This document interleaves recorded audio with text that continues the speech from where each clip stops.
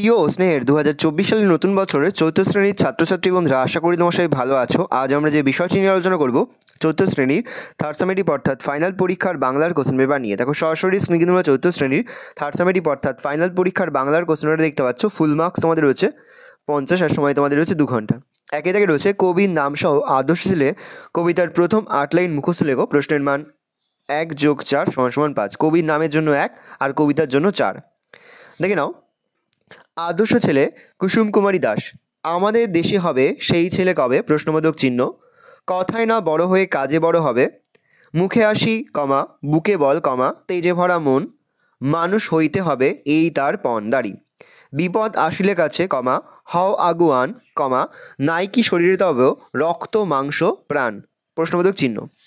হাত, পা সবারই আছে, মিছে কেন ভয়? চেতনা রয়েছে যার সে কি পরিরয়? প্রশ্নবোধক চিহ্ন।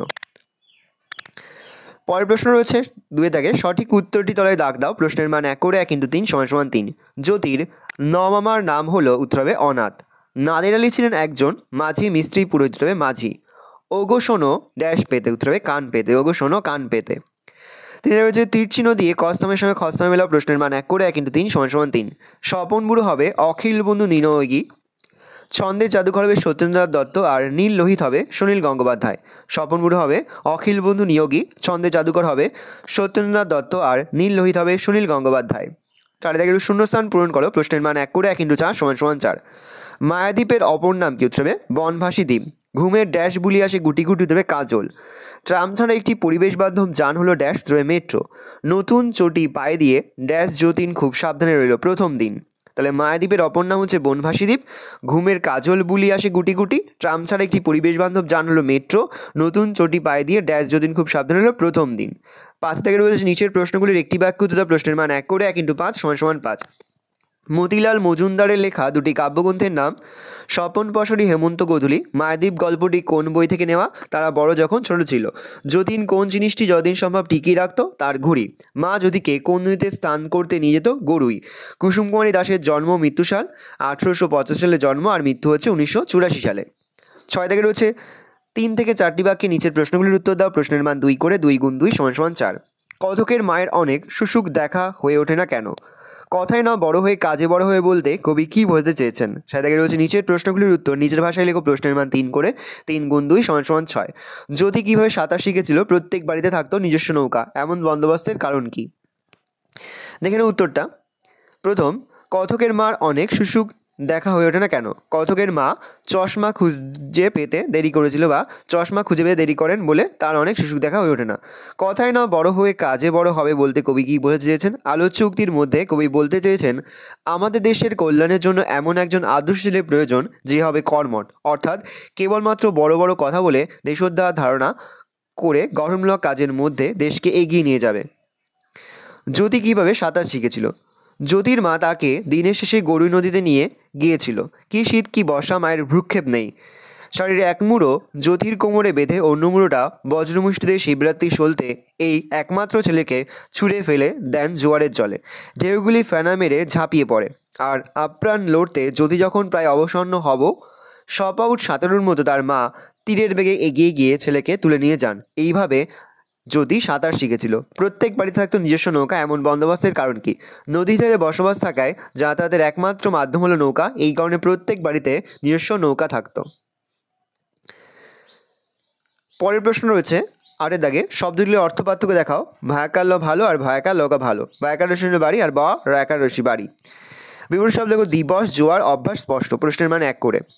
সমার্থক শব্দ লেখো 2টি করে। জল, মাথা, বাবা, পাখি। প্রশ্নের মান 1 করে। লিঙ্গ পরিবর্তন করো। রাজা, চাকর, পিতা। প্রশ্নের মান 1 করে। যে কোনো একটি বিষয় অনুচ্ছেদ রচনা করো। প্রশ্নের মান 5। তোমার পছন্দের ঋতু, তোমার দেখা একটি মেলা। শব্দগুলি অর্থ পার্থক্য দেখাও। ভালো, তোমার শুভ হোক মঙ্গল। ভায়াকার লোক ভালো, ভালো লোক, ভালো মানুষ। বাড়ি, গৃহ, আলয়। ভায়াকার বাড়ি মানে জল। বিপরীত শব্দ লেখো। দিবস হচ্ছে রাত্রি, জোয়ার হচ্ছে ভাটা, অভ্যাস হচ্ছে অনভ্যাস, স্পষ্ট হচ্ছে অস্পষ্ট। সমার্থক শব্দ লেখো। জল হচ্ছে বাড়ি সলিল, মাথা হচ্ছে মস্তক, শিষ্য বাবা, জনক জন্মদাতা, পাখি পক্ষী বিহগ। লিঙ্গ পরিবর্তন করো। রাজা হচ্ছে রানী, চাকর চাকরানী, পিতা হচ্ছে মাতা। পরে হচ্ছে তোমার প্রিয় ঋতু। আমি শরৎকাল লিখেছি। শরৎ বছরের তৃতীয় ঋতু, ভাদ্র আশ্বিন এই 2 মাস শরৎকাল। বর্ষা বিদায় নেবার পরই শরতের দেখা মেলে।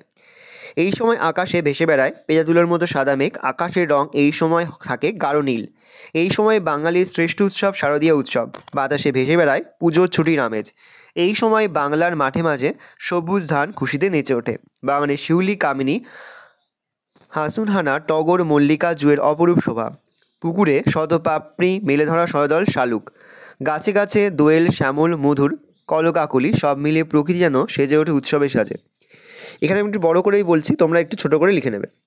এই সময় মানুষের মনে উৎসবের ছোঁয়া লাগে। বাঙালির শরৎকাল তার মনের আনন্দকে প্রকাশ করে নানা উৎসব আর নানান অনুষ্ঠানের মধ্যে দিয়ে। বাঙালির শ্রেষ্ঠ উৎসব দুর্গাপুজো অনুষ্ঠিত হয় শরৎকালে। পুজোর 4 দিনের প্রস্তুতি চলে বহুদিন আগে থেকে। পুজোর দিনগুলিতে বাঙালির মন আনন্দে ভরে যায়। শরৎ উৎসব আর আনন্দের ঋতু। কবি সাহিত্যিকরা তাদের লেখায় এই ঋতুর বর্ণনা করেছেন। এই জন্য আমার এই ঋতু খুব ভালো লাগে। লাস্টের লাইন লিখে দেবে। তোমার দেখে একটি মেলা। কানাইপুরের বিশালাক্ষী তলায় চৈত্র সংক্রান্তি দিন চড়কের মেলা বসে। মেলা অনেক পুরনো এবং খুব বিখ্যাত। এখানে মেলাটি বেলা 11টার পর থেকেই বসে যায়। বেশ কয়েকটি গ্রামের বহু মানুষ এই মেলা দেখতে আসে। তাদের সঙ্গে আসে তাদের ছেলে মেয়েরাও। মেলাটি 5 দিন ধরে চলে। নানা রকমের জিনিসপত্রের দোকানপাট বসায়। মেলা খুব সরগরম হয়ে ওঠে। কেনাকাটার ধুম পড়ে যায়। বিশাল এক মাঠের একদিকে নগরদোল্লা, সার্কাস, কত কী বসে। আর আছে ম্যাজিকের ঘর। খুব ছোটদের জন্য হাজার হাজার রকমের খেলনা নিয়ে বসেছে অনেক দোকান। আমি তো ছোটো বোন বাবার সঙ্গে এই মেলায় একবার গিয়েছিলাম। আমাদের থেকেও বাচ্চাদের সে কী আনন্দ। সকলে চলেছে মা বাবার হাত ধরে। সকালে ও বিকালেই ভিড়টা বেশি। বাবা বাড়ির জন্য কিছু লোহা ও কাঠের তৈরি আসবাব কিনলেন।